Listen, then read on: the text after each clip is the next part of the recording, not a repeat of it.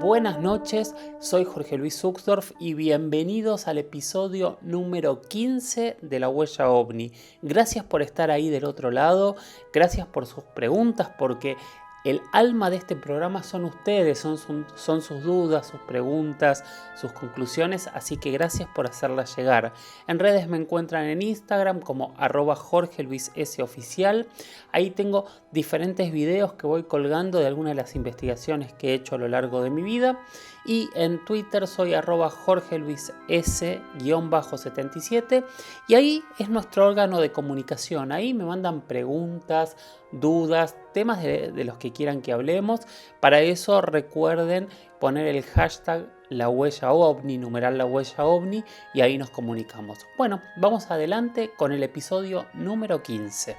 Ahora en realidad más que una pregunta y una respuesta es súper interesante, es una reflexión que María nos mandó por audio. Escuchémosla y después seguimos charlando. Hola Jorge Luis, ¿cómo estás? Soy María y te quería plantear la siguiente cuestión. Seguramente ya te la deben haber planteado, pero quería saber qué pensás vos al respecto. El asunto es el siguiente. ¿No cabe la posibilidad de que algunos de los ovnis avistados no sean, digamos, suponiendo que son extraterrestres, no sean medios de locomoción que usan los extraterrestres, o sea, no sean naves espaciales, sino que sean el extraterrestre, digamos, en sí mismo? Digo, ¿no estaría bueno pensar que la vida puede tener en otros planetas características distintas a las que tiene acá en la Tierra? Lo maravilloso, María, del universo es que es infinito y las posibilidades son infinitas. Por supuesto que puede tratarse no de transporte, sino de propios seres que de alguna manera biológicamente puedan transportarse a sí mismos. De hecho, siempre lo que nosotros tenemos para observarnos es la naturaleza que nos rodea. Y realmente estamos llenos de ejemplos de distintos seres que pueden trasladarse a sí mismos nadando, caminando, volando, algunos que tienen defensas como grandes caparazones. La evolución de la vida en ese sentido es amplísima y realmente no podemos descartar ningún tipo de posibilidad. No podemos descartar ningún tipo de posibilidad si pensamos ya solo en vida a base a carbono, que era algo que ya habíamos hablado en la edición anterior. Pero si aparte ampliamos la vida, que la vida no necesariamente debería ser solo en base a carbono, aunque al día de hoy es lo que creemos más probable, y todavía esas opciones se nos multiplicarían. Estamos hablando de millones y millones de galaxias, de planetas. De hecho, lo que hablábamos hace rato, según la paradoja de Fermi, solo en nuestra galaxia, en la Vía Láctea, debería haber unas 100.000 posibilidades de civilizaciones inteligentes. Eso nos da 100.000 posibilidades diferentes de evolución, en donde los elementos, los materiales pueden haberse codificado, pueden haber evolucionado de manera diferentes, pueden haberse transformado según sus ambientes de maneras totalmente distintas. Y acá estamos solo barajando esta posibilidad en base a las estrellas. No estamos hablando, por ejemplo, si estos objetos podrían llegar a venir de otras dimensiones en donde tal vez hasta las leyes físicas sean diferentes y eso nos cambie también la percepción y la construcción de esos cuerpos. Realmente las posibilidades son infinitas. Nosotros, de alguna manera, yo creo que, si bien, a ver, yo dejo en claro esto desde el principio, yo no digo que sean naves, yo no lo sé. Yo solo digo que hay objetos que no podemos identificar en el cielo y esa es mi postura. Yo trato de no darle una explicación a algo que yo no tengo esa explicación en la mano. Esa es mi realidad y mi punto de vista y donde me paro yo. Pero cuando pensamos en la posibilidad de nave, yo creo que lo pensamos en base a humanizar el fenómeno, a pensar qué nos ocurriría a nosotros si llegásemos a un planeta y cómo deberíamos llegar para observarlo, que claramente en nuestro caso debería ser dentro de naves, y de alguna manera de ahí humanizamos el fenómeno. Pero realmente no lo sabemos, o sea, las posibilidades son todas, son infinitas a un fenómeno que realmente lo único que sabemos y que podemos pensar es que está ahí afuera y que en algún momento ojalá podamos darle una explicación totalmente definitiva. Gracias por el audio. Vamos a seguir con el siguiente tema, que otra vez, esto me pasa a veces, no me pasa muy seguido, pero siempre hay alguien que borro el nombre sin querer cuando copio la pregunta. Pido perdón, no fue intencional, pero bueno, quien la hizo sabrá quién fue y se lo agradezco. ¿Qué opinas de los hallazgos que se han encontrado en Marte? ¿Pudo haber vida extraterrestre en este planeta?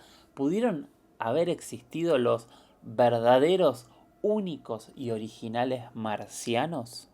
¡Wow! ¡Qué pregunta!, ¿no? Qué interesante el tema y qué debate, ¿no? Porque nosotros siempre hablamos de marcianos en algún momento. De hecho, la sociedad no tenía dudas de los marcianos y yo creo que fue uno de los de las grandes desilusiones que nos topamos cuando logramos empezar a escudriñar el cielo marciano. No había civilizaciones inteligentes, no había grandes ciudades, no había hombres verdes, hombres blancos, altos, bajos, no había enanitos verdes. Pero eso no significa que no haya vida.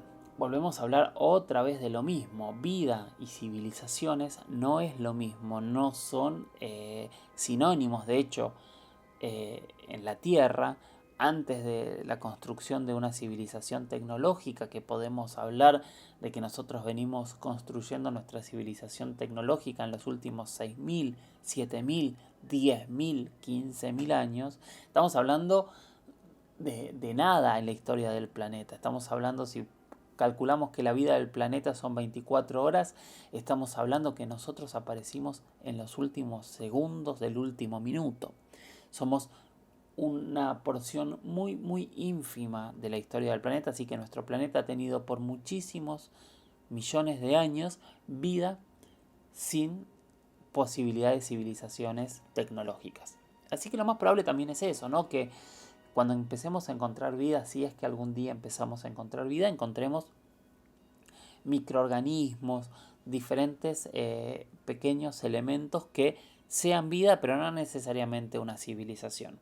Y se han encontrado muchos rasgos en Marte, muchas hipótesis de que podría haber microorganismos y podría haber habido vida, y cada vez esas teorías se fundamentan más en los indicios de que también hubo agua en Marte y habría todavía agua en algunos lugares de Marte subterránea o congelada. La primera vez que se habló de vida en Marte científicamente, que de hecho lo publicó un científico, que déjenme ver el nombre para no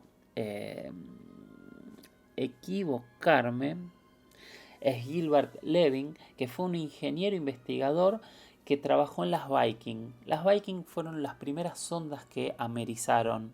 Amerizaron sería de mar.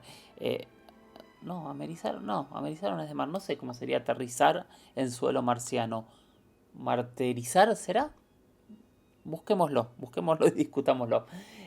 Y encontraron ciertos indicios de algunos microorganismos que podrían haber vivido en el planeta.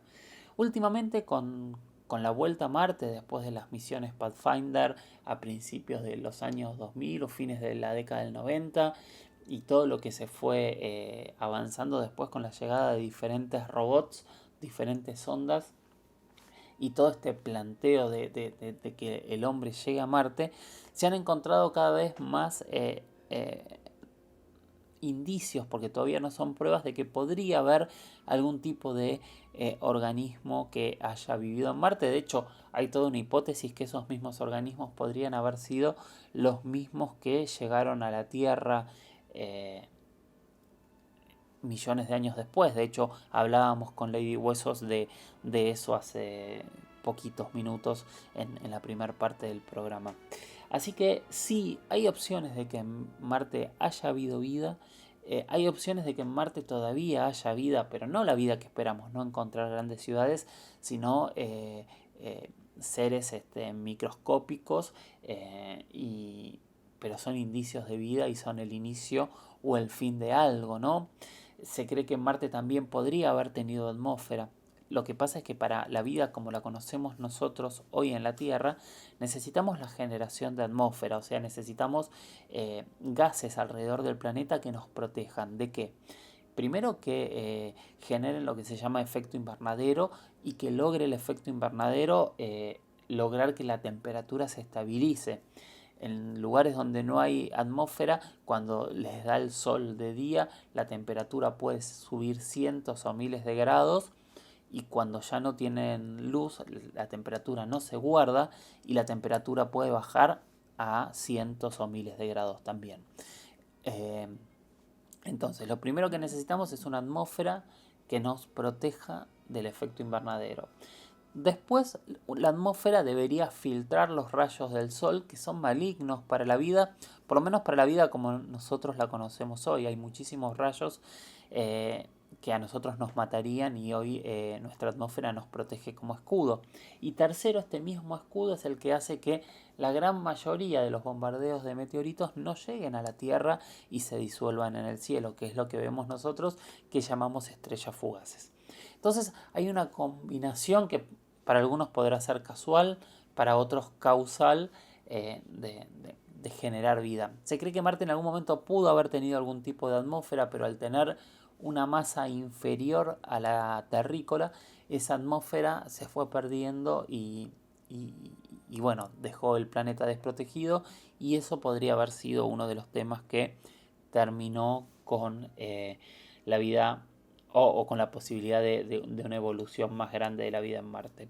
Yo creo que nos falta tanto tiempo para que nos digan realmente si hay vida en Marte y seguramente con la confirmación de vida en Marte va a cambiar mucho la concepción de la vida extraterrestre. Estaríamos por primera vez hablando de marcianos y de extraterrestres con pruebas científicas.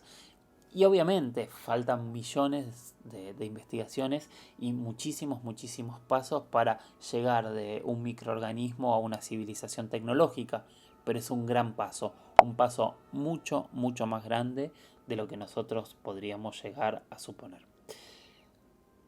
Y te entusiasma hablar de Marte y de los marcianos, te entusiasma pensar que al final esos cómics, esos primeros pensadores del 50, 40 y de antes también, podrían tener razón.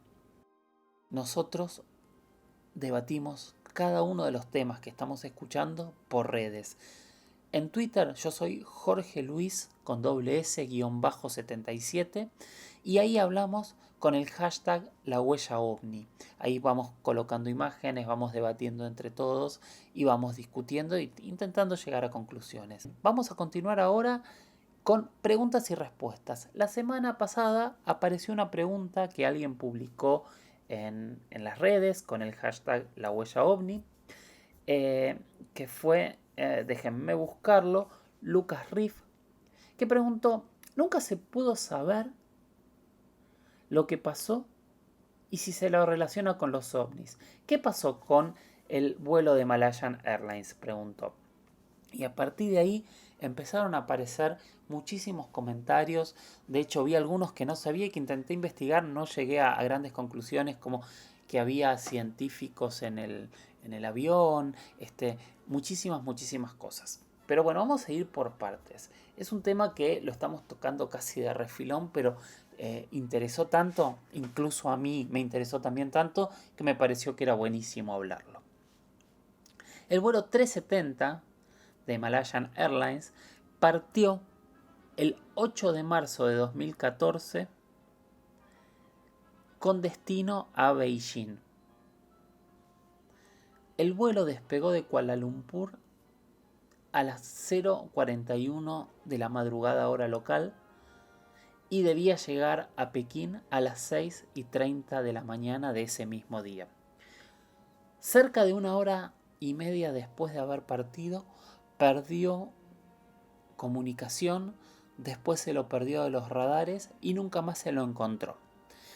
Se lo empezó a buscar primero en la ruta que debería haber seguido, después empezó a ampliar la ruta.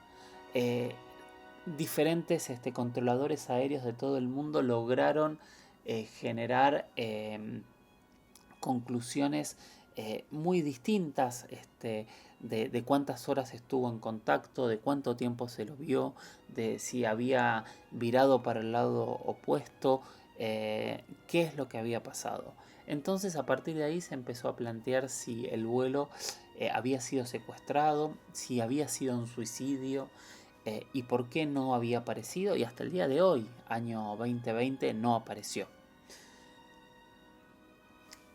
El primer conflicto o la primera sorpresa que nos genera este vuelo es que a través de los medios de comunicación, de los noticieros, de las series, de internet, de millones y millones de videos, nos venden desde hace muchísimos años que gracias a los satélites estamos totalmente controlados, que las grandes potencias y las instituciones de inteligencia del planeta completo nos están observando todo el tiempo a través de estos satélites.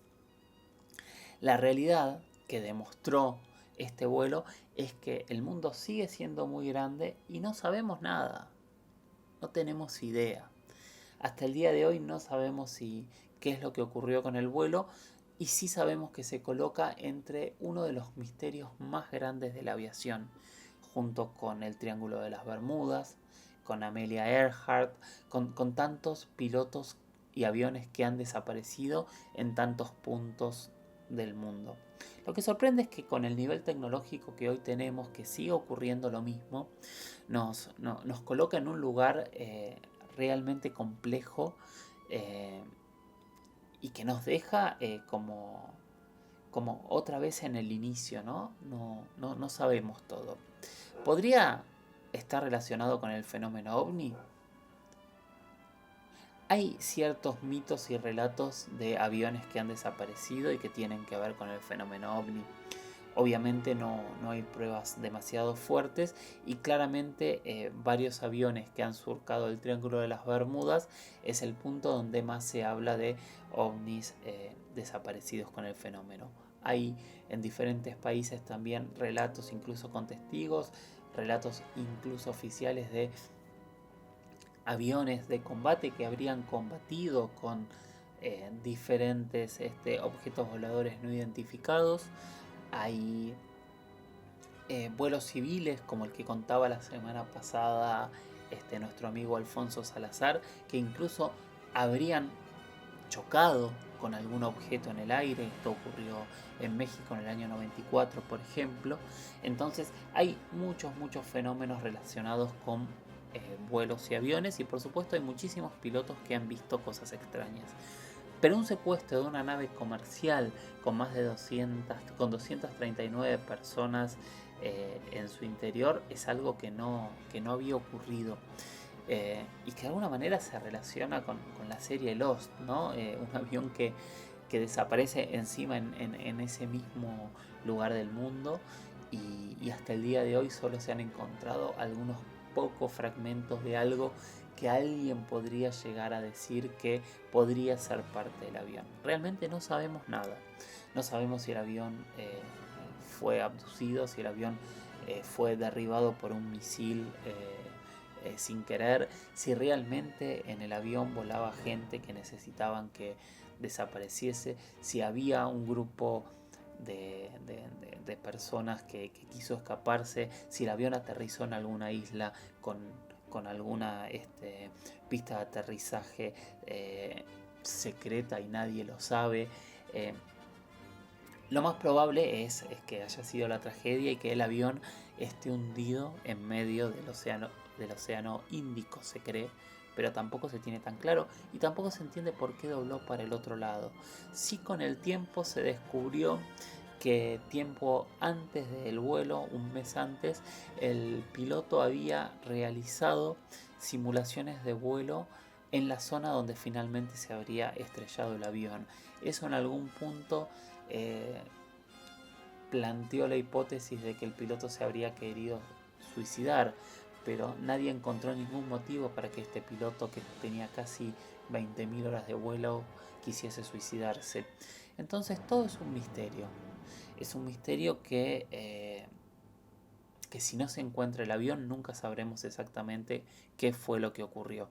Pero sí, obviamente, en un misterio donde no hay respuestas, un tema que no tiene respuestas como el fenómeno ovni podría entrar, pero realmente también hay muchísimas, muchísimas variables y variantes que hacen que el tema abra ventanas y ventanas de debate por todos lados.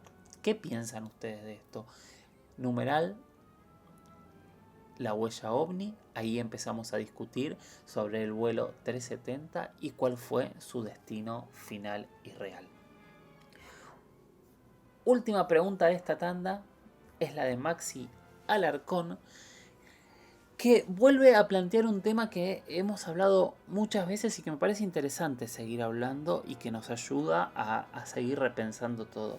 Hay muchos lugares con muchísimos avistamientos. Hay un tema energético, México es un eje.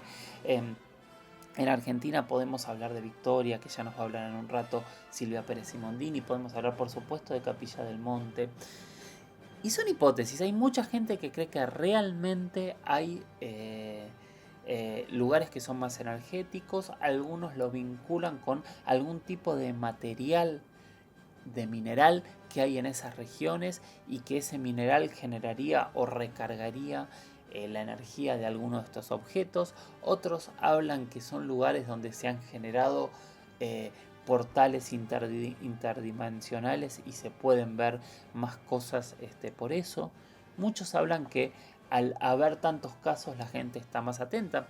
A mí esto me parece siempre lo más interesante. Fíjense cómo desde que comenzó la cuarentena todo el mundo está mirando al cielo, todo el mundo está observando satélites, todo el mundo está observando cosas extrañas.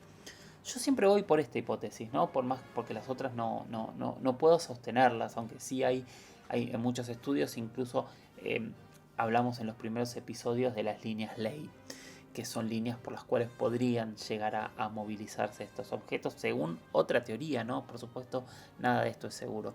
Pero yo creo que lo más probable es que haya más avistamientos en donde la gente se acostumbre a mirar al cielo y tratar de entender qué es lo que hay.